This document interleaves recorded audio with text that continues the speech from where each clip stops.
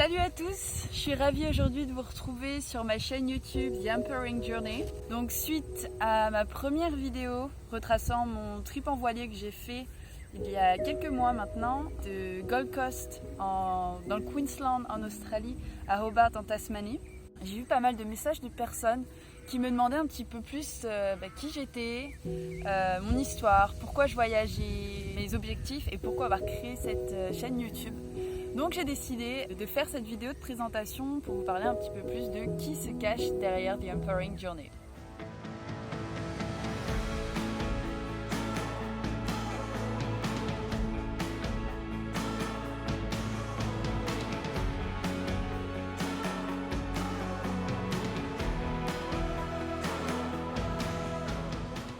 Pour ceux qui ne me connaissent pas encore, je m'appelle Chloé et j'ai 22 ans. J'ai d'ailleurs fêté mon anniversaire sur le voilier, donc si vous voulez aller jeter un petit coup d'œil à la vidéo que j'ai faite, vous aurez une idée de ce que j'ai vécu pendant ce 1 mois et demi sur le bateau avec la famille.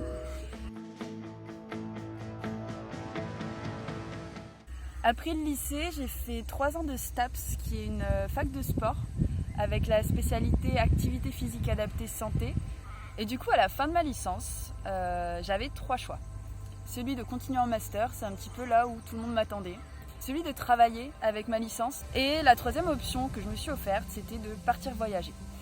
Pour être honnête avec vous, au début, j'avais l'impression que je fuyais un petit peu mes responsabilités. Vous savez, celui d'avoir un travail, de gagner de l'argent, de fonder une famille, d'avoir une maison, tout ça, un petit peu ce que la société nous a conditionnés à penser.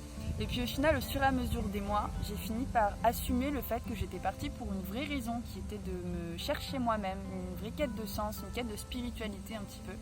D'où le nom d'ailleurs de cette chaîne YouTube qui s'appelle The Empowering Journey, qui veut dire, si on traduit littéralement, le voyage stimulant, mais que moi je préfère traduire en français par le voyage initiatique.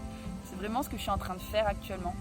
Parce qu'à la fin de mes études, en fait, je me suis rendu compte que je savais pas qui j'étais, hormis que j'avais fait ce cursus-là, que j'allais me diriger vers ce métier-là. Je savais pas qui j'étais au fond de moi, quelles étaient mes valeurs, qui pour moi sont déterminantes pour construire une vie avec du sens.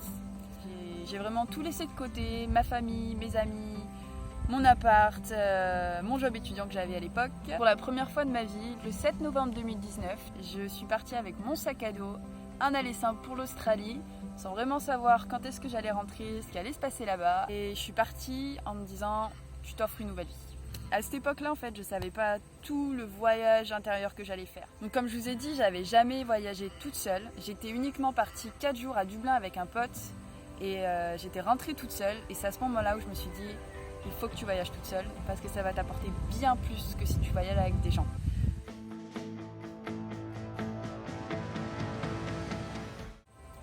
Alors j'ai eu pas mal de questions concernant l'argent qui sont revenues parce que c'est vrai que c'était aussi la première question que moi je me suis posée. Donc comment j'ai fait? Alors déjà pendant que je faisais mes études, j'avais un contrat étudiant, donc je travaillais 10 heures par semaine plus un peu plus pendant les vacances scolaires. Donc en fait, comme j'ai pas un mode de vie où je dépense beaucoup, c'est-à-dire que je suis pas fêtarde et je ne fume pas, du coup tout ce que je gagne, ça m'a permis d'économiser en fait pas mal d'argent. Et l'été, avant de partir, j'ai fait une saison pendant 3 mois de serveuse qui m'a permis là aussi d'accumuler encore plus de l'argent. Et au final, une toute petite partie de cet argent-là m'a permis d'amortir mon premier mois et demi en Australie où je travaillais pas. Et d'acheter ma première voiture. Cette voiture-là m'a permis derrière d'aller rejoindre mon premier job dans les fermes qui était dans le Queensland, donc à 13 heures de route de là où j'étais. Parce que oui, l'Australie c'est grand. Et en fait, à partir de ce moment-là, je n'ai plus touché à mes sous français parce que j'ai travaillé pendant 4 mois et demi dans les fermes qui m'a permis derrière d'accumuler assez d'argent derrière pour voyager pendant un petit moment. Mais j'ai aussi une manière de voyager qui peut ne pas correspondre à tout le monde, mais qui me permet en fait de ne pas utiliser trop d'argent parce que je privilégie tout ce qui est le woofing, LPX ou Workaway. C'est le même concept, c'est-à-dire qu'en fait vous allez travailler quelques heures chez des gens en échange du logement et de la nourriture. Pour moi, c'est la meilleure manière de rencontrer des locaux et de parler anglais également parce que quand on reste dans les backpacks, souvent, moi j'ai rencontré des Français et j'étais pas partie pour ça. Donc j'ai cherché un petit peu à m'isoler. Et après mes fermes, mes plans, ils ont un petit peu changé. C'est-à-dire que j'ai rencontré quelqu'un, du coup j'ai vendu ma voiture et on a acheté une voiture ensemble.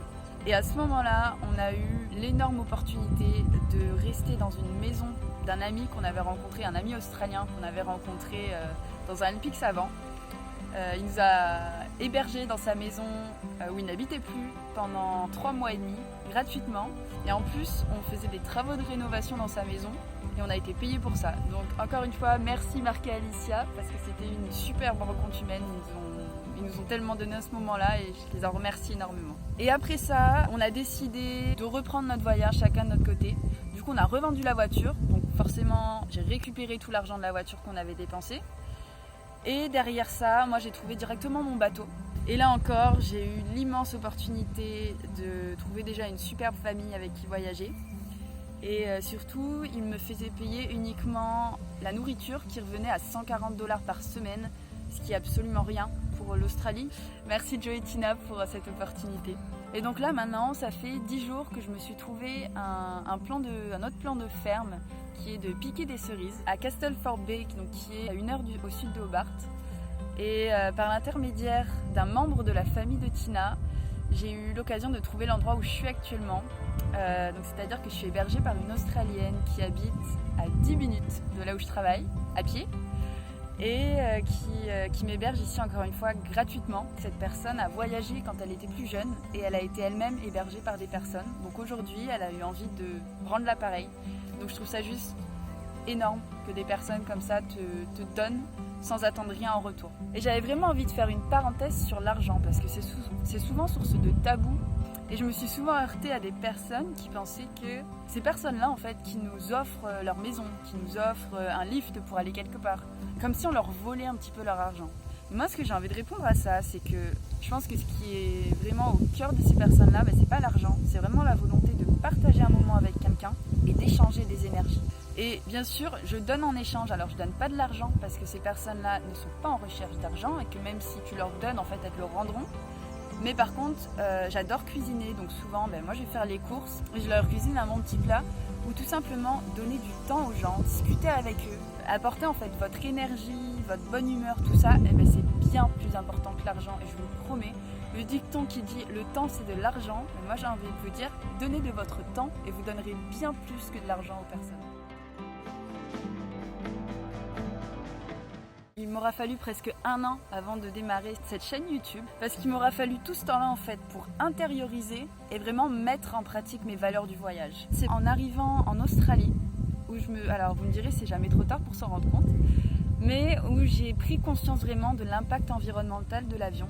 J'ai pris la décision pendant tout mon temps où je suis en Australie de voyager sans avion et de privilégier le slow travel et donc tous les autres moyens de transport alternatifs, c'est-à-dire voyager en voilier, en vélo, en stop ou à pied.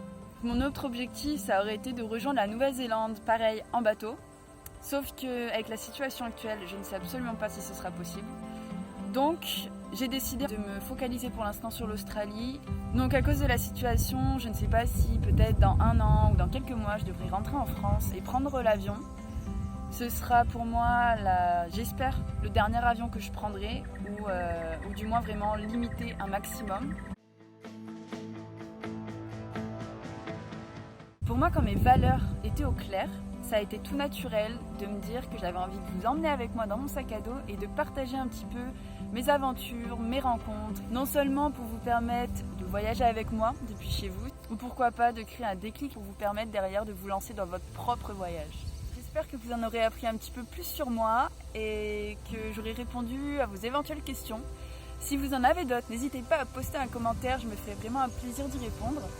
N'hésitez pas non plus à liker ou à partager cette vidéo autour de vous et à vous abonner si vous voulez suivre la suite de mes aventures. Je vais vous laisser avec la magnifique vue que j'ai depuis la maison le matin et le soir sur les cerisiers, la rivière et les collines qu'ils appellent ici des petites montagnes.